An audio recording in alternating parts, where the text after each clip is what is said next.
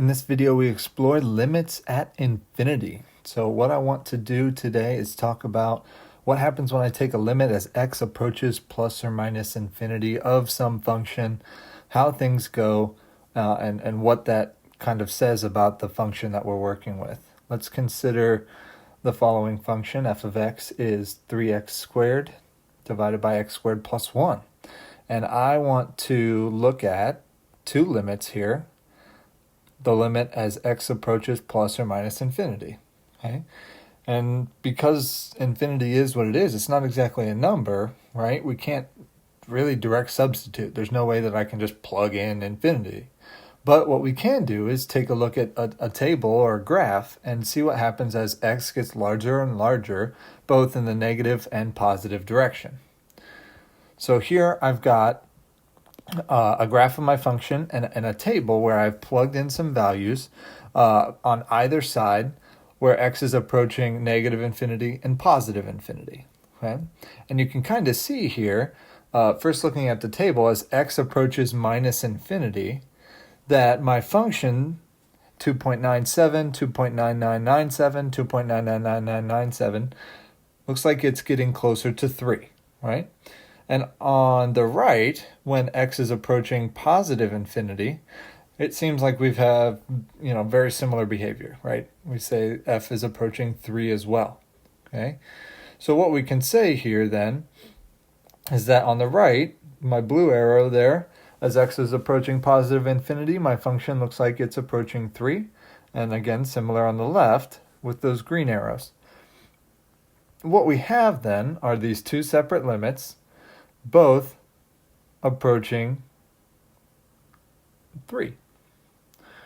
And what that 3 is going to indicate is something specific for us here. A horizontal line, y equals 3, is what we're going to call a horizontal asymptote. Okay? Similar to vertical asymptotes, horizontal asymptotes are the result of a limit at infinity of some function. Okay? These limits are actually a discussion about what we call end behavior. Okay? So as x gets really large in either direction, what is the end behavior of my function? Does it approach some value? Does it go off to infinity or minus infinity? And if it approaches that value, then we have what we call a horizontal asymptote. Okay? Let's explore that definition.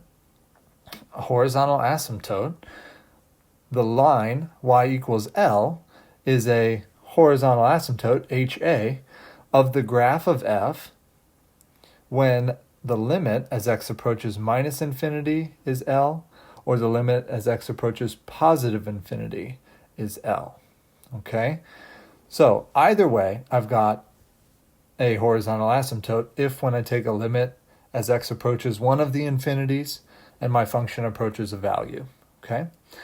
I want to note here that a function, a graph, can have at most 2 horizontal asymptotes, right? And it's an interesting situation, but you might approach 2 different values as x approaches negative infinity and when it approaches positive infinity. So you might have 2 different kind of end behaviors, but I can't have more than 2. There's no way that I can approach 3 different values as x is approaching plus or minus infinity, okay? Also, all graphs fall into 2 groups, and that's either that they have a horizontal asymptote or they don't, right? I either get a value when I take these limits or I don't, okay? So just some quick notes there. Definition of a horizontal asymptote is similar to that of a vertical asymptote, but of course horizontally instead of vertically. Vertical asymptotes are specific because they usually deal with domain issues, right? They deal with domain restrictions, and horizontal asymptotes don't. So I want to make a point here that you can cross horizontal asymptotes, whereas you cannot cross vertical asymptotes. And again, I want you to think about this as really what I care about is when x is very large in either direction. I don't care what happens, when x is small or when x is, between negative 10 and 10 or anything like that. I want to know what happens when x is big. End behavior. And taking these limits takes one of the theorems and really puts it to use. This theorem we call theorem 4.10, doesn't have a name, but what it says is it allows us to basically break functions down into smaller components that we can say approach specific value, in this case 0, as x approaches plus or minus infinity. You'll see what I mean. 1, if r is a positive rational number and c is a real number, then we get two limits from this. We say as x approaches minus infinity of c over x to the r, that goes to 0, and so does c over x to the r as x approaches positive infinity. So what I want you to think about here is I'm dividing a constant by numbers that are getting larger and larger and larger. Okay. Again, for this, r has to be positive, otherwise these two limits don't really make that much sense. We get different results if r is negative. But these two pieces are what we're going to use to help dissect other rational functions. There's another result from this theorem. Now, of course, given x to the r is defined. So there are chances, say, especially when x is going to negative infinity, that x to the r might not be defined, right? Square root of negative values isn't defined. So these two limits don't apply in those cases, right? Where I can, send x to minus infinity as of x to the r, then I can evaluate that limit and say it's 0. Okay? The second result from this is that the limit as x goes to minus infinity of e to the x is 0, and the limit as x goes to infinity of e to the minus x is 0. Those two limits really pretty much do say the same sort of thing. We've just kind of got a swap of the exponent versus where x is approaching. The way I think about especially the second one here, e to the minus x is 1 over e to the x. It can be written with properties of exponents. And e to the x, as x is approaching infinity, is getting big. 1 divided by numbers that are getting very large are approaching 0. Okay? So that's just a little bit of a verification of why that limit can be 0. Like I said, we're going to use this theorem to help us dissect other functions and other limits at infinity.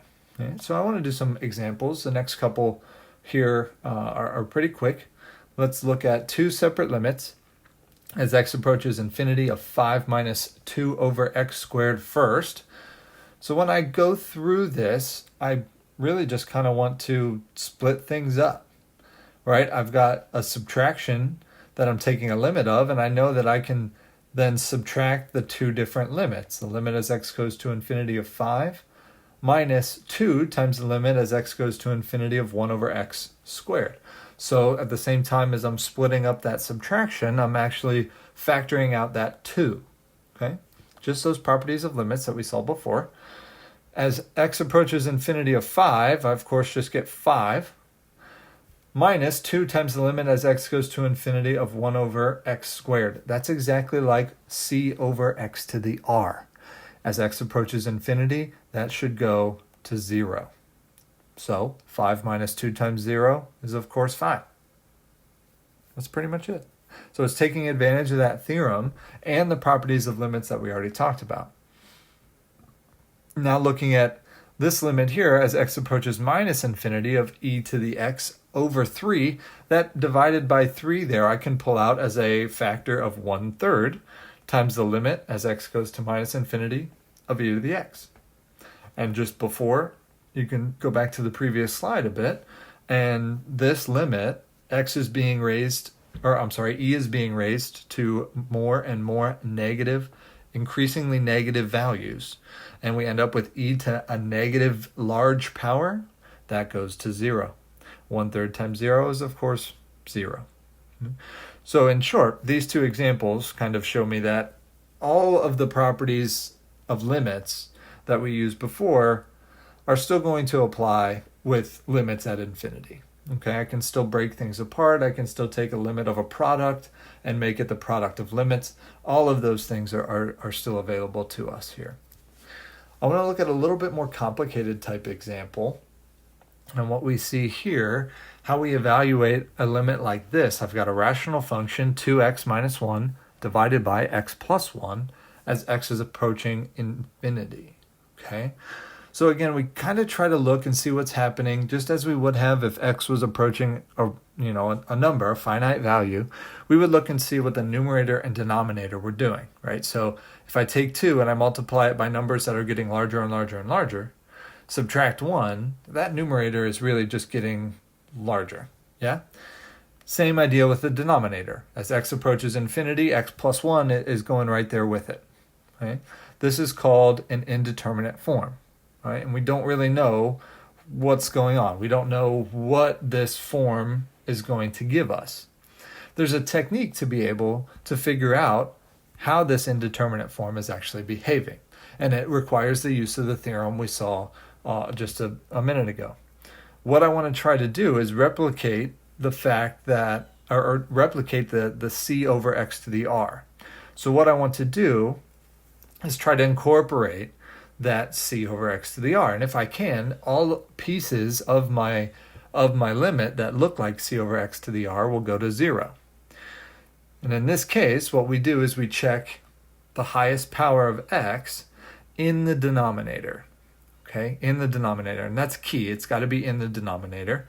In this case, that's x to the first, and what we're going to do is we're going to multiply that fraction by 1, and we're going to do it by dividing the top and bottom by that power of x to the first. And then we typically write it something like this. All right? So multiply the numerator, or divide, by x, multiply the denominator by 1 over x, or divide by x. Okay? And what this is going to help us do is incorporate that c over x to the r. I'm going to simplify a little bit here as x goes to infinity. Take both the top and bottom, divide by x. Okay. When I'm dividing by a single term, I can split apart the numerator into multiple pieces and take 2x over x minus 1 over x divided by x over x plus 1 over x. Right? I just split up each piece here in the numerator and denominator. And then continue to simplify. I see that x's are going to cancel. You should always get some sort of cancellation going on here, leaving me with 2 minus 1 over x divided by 1 plus 1 over x, okay, as x approaches infinity. And again, anything that looks like c over x to the r is going to 0 as x is going to infinity. So these 1 over x's are also going to 0 as x goes to infinity. 2 and 1 are going to approach 2 and 1 as x approaches infinity. So what I end up with is 2 minus 0 over 1 plus 0, or 2. Not so bad. And that result of 2 is actually going to show up then as a horizontal asymptote for my function. Okay? Y equals 2 is the horizontal asymptote, if I'm thinking about this in the context of a function. If I'm not, then it's just the result of a limit, right? I don't necessarily have to ask you every time that what the horizontal asymptote is, if there is one. I want you to also think about here, what if we were to take this limit as x approached minus infinity? Do things change? And we would pretty much operate the same way as before. We'd work our way down, multiplying by the highest power, dividing by the highest power of x in the numerator and denominator. We end up here as x approaches minus infinity, and we still get a result of 2. So in both directions here, what we've got is a limit that goes to 2 as x approaches plus or minus infinity. So I would have a horizontal asymptote in both directions then as x approaches plus or minus infinity. Okay? So again, these are really questions about end behavior of a graph. Let's look at another example here. This time as x approaches minus infinity of 3 minus 2x divided by 3x squared minus 1. Okay? Again, see what happens as x approaches minus infinity. I've got 3 minus numbers that are getting more and more negative. Minus a negative is going to give me like a positive infinity on top. And I'm also going to see a positive infinity on the bottom. So both the numerator and denominator are increasing without bound. Okay, so again, look for the highest power of x in the denominator and divide top and bottom by that power of x. So I see 1 over x squared and 1 over x squared being multiplied in there. When I do that, similar situation as the last example, I take the top and the bottom and divide each term by the highest power of x in the bottom, in the denominator, okay? And when I do that, I get some nice cancellations as before, right? I end up with the limit as x goes to minus infinity, 3 over x squared minus 2 over x divided by 3 minus 1 over x squared. And again, each piece that looks like c over x to the r is going to approach 0 as x approaches infinity, minus infinity even. So what I end up with is a 0 minus 0 divided by 3 minus 0. That's 0 over 3, which is 0. Okay? This whole limit, as x approaches minus infinity, results in 0. So again, I can talk about this in the context of a horizontal asymptote. Y equals 0 is a horizontal asymptote for the graph of f. Okay?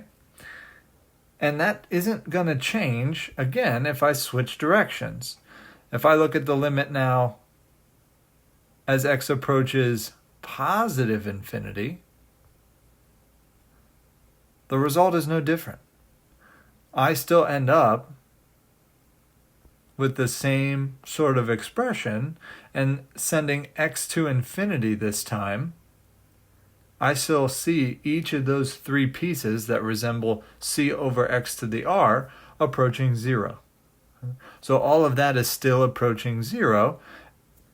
So therefore, y equals 0 is a horizontal asymptote in both directions. I've listed them both there. The end behavior of this function is that the function approaches 0 at either end of the graph. One last example here for us. Let's look at the limit as x goes to minus infinity of 5x squared plus 2 divided by square root of x squared plus 3. So these square roots here, there's a whole kind of group of problems like this, and they just kind of put an extra, speed bump in our way to figure out what these limits are. We really kind of think about them in very much the same light as we would the previous two examples, right? I want to try to replicate that c over x to the r, because that's going to help me figure out how these limits go. So I look at the numerator and denominator again. Both are approaching infinity. Even though x is approaching minus infinity, in the numerator and denominator, I'm getting positive values no matter what I do. So what I look for then is the largest power of x in the denominator, which looks like this x squared. But it's under the square root. So really the largest power of x in the bottom is just x, right? Because the square root of x squared is operating like x. So what I'm going to do is divide both the top and bottom by x. Okay? Numerator, no big deal. Take both terms and divide them by x. Denominator, similar, but the radical gets in the way. Numerator here simplifies nicely. Take both terms, split them apart, and divide each one by x. Denominator, I've got to do something specific here. I need to look and see that I'm dividing by x. Really, that's the same as dividing by the square root of x squared. Yeah? And I want to write this x as a radical so that I can simplify what's under the radical. Okay? And I want to do that because I can still work with limits that are under radicals, right? We have some properties of limits that say, hey, if there's a square root around my whole function, I can kind of work on the inside of that square root and still be okay when I talk about the limit. So I still divide by x here. It just looks different.